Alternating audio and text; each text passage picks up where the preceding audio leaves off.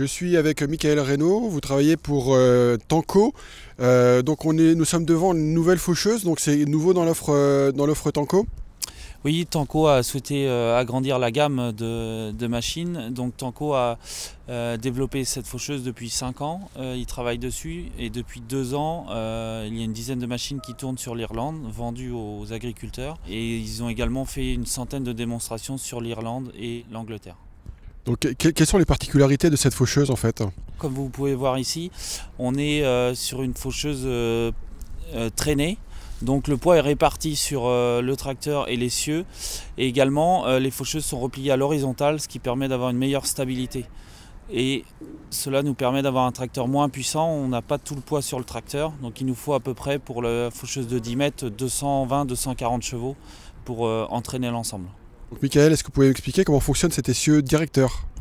Donc l'essieu directeur, on a la prise de mouvement à l'avant en fait, où on vient prendre l'angle entre le tracteur et la faucheuse. Et ensuite donc c'est répercuté sur les roues, derrière sur l'essieu, et on a 2 vitesses de fonctionnement.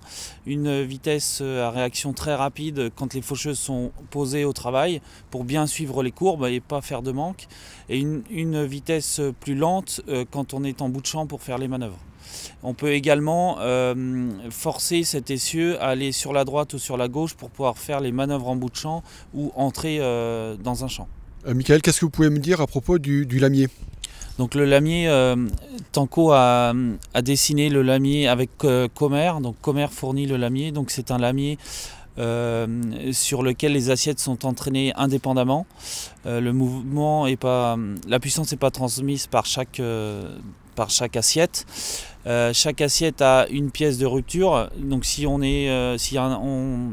rencontre un obstacle et qu'on tape dedans, la pièce va casser et on pourra la changer par le haut de l'assiette. Donc c'est un changement de pièce très rapide, ainsi que les couteaux sont à démontage rapide. On a également sur le reste de la faucheuse les cardans et les boîtiers qui sont du Comer, donc en version renforcée. Et je vois qu'il y a un conditionneur également?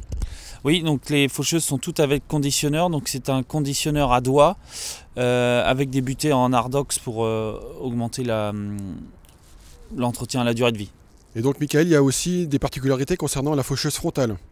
Oui, donc la faucheuse frontale, hormis reprendre donc le lamier et le conditionneur de l'arrière, le même principe, on a la suspension de la faucheuse et l'inclinaison de la faucheuse qui se fait sur un rail.